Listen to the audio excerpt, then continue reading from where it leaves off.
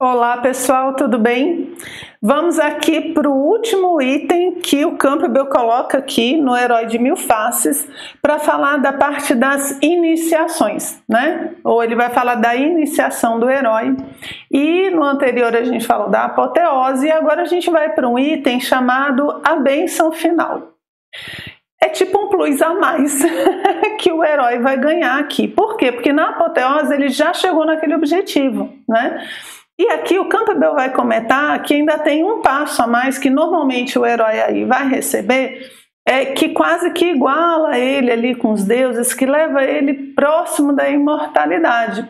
Se você reparar nesse capítulo, ele comenta de várias tradições que falam de onde as pessoas ficam se alimentando para conseguir a eternidade. Um exemplo que a maioria assim conhece, que é um pouco mais comum, é o da ambrosia dos deuses. Você sabe que eu demorei para entender isso, porque lá em Santa Catarina, a ambrosia ela é um doce, inclusive maravilhoso, né? E aí eu ficava, a ambrosia dos deuses, nossa, eles ficam comendo doce o dia inteiro. Mas a ambrosia é uma bebida, né? A bebida dos deuses, que faz com que eles estejam eternamente jovens e tudo.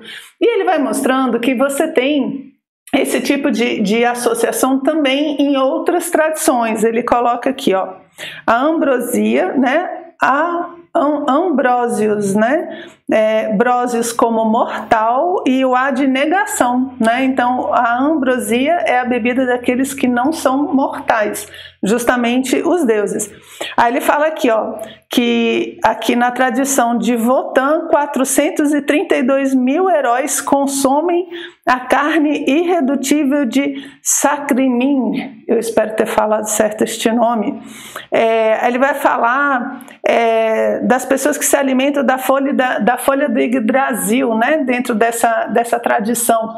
Então ele vai comentando de várias mitologias, né, aqui a nórdica, a grega e tal, onde você tem um alimento que torna os heróis imortais, que pode torná-los imortais. E é engraçado porque ele fala do mito de Gilgamesh, depois um pouquinho mais para frente, e ele fala assim, pô, e o Gilgamesh, quando chega a vez dele, né, mito mesopotâmico, ele fala, quando chega na vez dele, ao invés dele pedir pela imortalidade, pela iniciação, ele pede por viver eternamente, né? Ele pede pela continuação da vida física, ao invés de pedir aí pela iniciação. E aí a gente vai vendo, né, no mito, a gente pode até ver um vídeo que fale só dele mesmo, porque merece, onde ele busca imortalidade e acaba achando imortalidade nas suas próprias ações. É um mito muito bacana, né? Mas ele faz esse comentário sobre a escolha que Gilgamesh faz. Então, depois disso ele vai falar o que o herói busca, o que ele está buscando nessa apoteose final. Aí eu separei aqui essa partezinha para a gente dar uma olhada. Ó. Ele põe assim: o herói busca, por meio de seu intercurso com eles, os deuses, né, não propriamente a eles, mas a sua graça, isso é, o poder de sua substância sustentadora. Essa miraculosa energia substância, e só ela é o imperecível. Aí ele continua, né? E os guardiões desses imperecíveis, dessa substância que o herói está procurando, só ousam liberá-la para aqueles que verdadeiramente se mostraram dignos, ou seja, já passaram pelas provas, né? Por isso que está ali no fim do final do fim de tudo. Então veja, olha só, o herói busca por meio da divindade, não propriamente a divindade. Então aqui é uma visão que a mitologia coloca, que você não está procurando aquela divindade, você está procurando algo por meio daquela divindade. A gente tem que lembrar que as divindades dentro dessas mitologias, elas representam forças da natureza, forças do destino, a fortuna. Forças da natureza, gente, por favor, não vamos pensar aqui em trovão, né, em chuva, porque não é isso. Assim, para falar de trovão, de chuva, de coisa sei lá, das fases da lua, você não precisa de uma mitologia tão complicada. Você monta uma historinha ali de 2, 3 linhas e resolve o problema. Agora, essas mitologias, elas são super complexas, milhões de relações. Eu tenho certeza de que elas não foram feitas para explicar por que existe um trovão ou um eclipse. Pelo contrário, justamente porque eles tinham noção de que existem forças da natureza que geram essas coisas, eles querem falar das causas. Um mito não está falando das consequências aparentes, ele está falando das causas. Então, quando eu digo que o herói está procurando não a divindade, mas por meio dela, né, por uma força da natureza chegar em algum lugar, eu não estou falando de força nesse sentido físico, eu estou falando de força no sentido de elementos do destino, situações, pessoas, as sincronicidades que Jung coloca. Então, todo esse jogo que a vida monta, né, para fazer com que você esteja em determinado ponto, em determinada situação e naquele momento possa entender e aprender algo. Você supera o momento, você não fica preso no momento. Você supera, então acontece alguma coisa na sua vida, desde a coisa mais banal, como sei lá, o vizinho bater para pedir uma xícara de arroz, até uma coisa hiper complexa de uma fatalidade que surge na sua vida. Todas essas coisas são forças da natureza acontecendo. São o destino ali jogando seus dados e fazendo com que as coisas aconteçam. Para quê? Para eu aprender um pouco de generosidade? Vai que o vizinho é aquele que sempre incomoda, é justo aquele que vem pedir um arroz? E aí, uma coisa tão simples, por que ela é uma prova? Porque eu posso dizer que eu não tenho. Por quê? Porque ele vive me incomodando, agora também vai ver. O que aconteceu? Perdi a prova. Eu não aproveitei aquelas forças da natureza para aprender a ser generosa, para ser um pouquinho mais generosa e poder superar essa minha coisa e, enfim, dar ali o que a pessoa está precisando. Ou então aquela fatalidade que surge, que a gente fala, meu Deus do céu, por que comigo? Por que agora? Por que justo eu?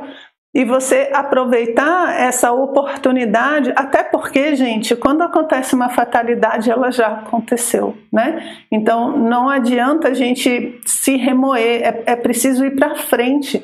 Então, através dessa situação, não é a situação, mas por meio dela, a gente supera a situação e chega nesse conhecimento. E chega nessa ambrosia, a gente chega nesse elemento que vai fazer com que a gente possa se tornar um pouquinho mais próximo dos imortais. Percebe? Então, a gente não está falando de forças físicas da natureza, a gente está falando de coisas muito mais profundas, principalmente em termos de desenvolvimento humano, que é a forma com que eu vou encarar as situações que vão acontecendo na minha própria vida, no meu cotidiano, ok? Então, por isso que ele fala aqui, ó, o herói busca, por meio do seu intercurso com eles, e não propriamente a eles, né, aos deuses, mas a sua graça, isto é, o poder de sua substância sustentadora. Então ele quer entrar naquilo que o Deus simboliza. A gente, quando vê uma situação da vida, a gente quer penetrar nas coisas que aquela situação simboliza, no que ela está me trazendo, e não a situação. Isso, gente, é uma das chaves, né, de visão simbólica da vida. Uma visão simbólica, né? O que isso daqui tá o que eu vou conseguir aprender disso daqui? Talvez essa seja até mais legal, né? Vai ser assim, o que isso está me mostrando é o que eu vou aprender dessa situação, o que eu vou aprender disso que está acontecendo agora, ok? Aí, então, alguns heróis, inclusive, né? Eles conseguem chegar no Olimpo, que é o caso de Hércules, né? Hércules, ele chega no Olimpo e vive lá com os imortais, né? Que é essa alma que passou por todas as provas. A gente vai chegar no mito dele. Não se preocupem que vai ter um vídeo, e diversos vídeos, na verdade, falando aí sobre o mito de Hércules. E, enfim, então, a gente vai falar desse elixir, né? Onde é que ele encontra essa síntese. Então ele põe aqui, ó. Ele busca pela unidade.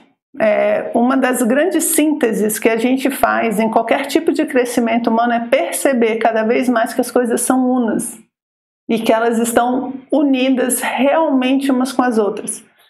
o que acontece com um ser humano me afeta, tanto quanto é bom quanto é ruim. Essa percepção de que o universo todo faz uma dança cósmica onde tudo participa.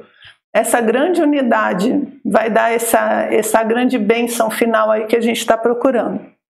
Então ele põe assim, ó: a força que constrói o átomo e controla a órbita das estrelas. Então ele fala que a gente está procurando isso. Essa mesma força que está nas estrelas está no átomo e está na minha vida. E me une com um vizinho que vem me pedir uma xícara de arroz. Certo? Então é bonita essas visões, né, que a mitologia dá na forma de imagens, né, e de histórias. Então ele põe assim, ó: essa fonte de vida constitui o núcleo do indivíduo e esse a encontrará dentro de si mesmo, se puder retirar as camadas que a recobrem. Então, se eu puder, através desse conhecimento, se eu puder, através das vivências da vida, ir tirando esses véus, né, de ignorância que escondem esses aprendizados, eu vou conseguir chegar nesse néctar dos deuses. Eu vou conseguir chegar nisso que os deuses representam, encontrar a causa das coisas. E quando eu souber algo disso, quando eu tiver algum tipo de conhecimento dessas causas metafísicas, eu vou estar mais perto dos deuses. É como se eu tivesse chegado mais próximo do conhecimento que eles têm, que eles representam e que ensinam através dos mitos. Ok, pessoal? Essa então é a bênção última, essa bênção final que ele chama nesse item. E com esse item a gente fecha essa parte da iniciação. Então a nossa jornada do herói está indo agora para a sua terceira fase.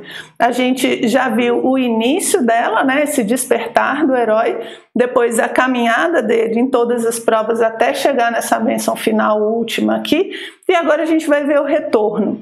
Essa pessoa, né, esse herói que passou por muitas coisas, aprendeu tudo, agora ele volta. O que ele vai fazer? O que acontece com ele? Acho que deve ser muito parecido a gente quando volta, né? Já se mudaram? E aí quando você volta para o lugar, né? Bem, mas isso é a próxima fase. Vou deixar o Campbell falar para a gente, ok? Espero que tenham gostado e já já a gente volta.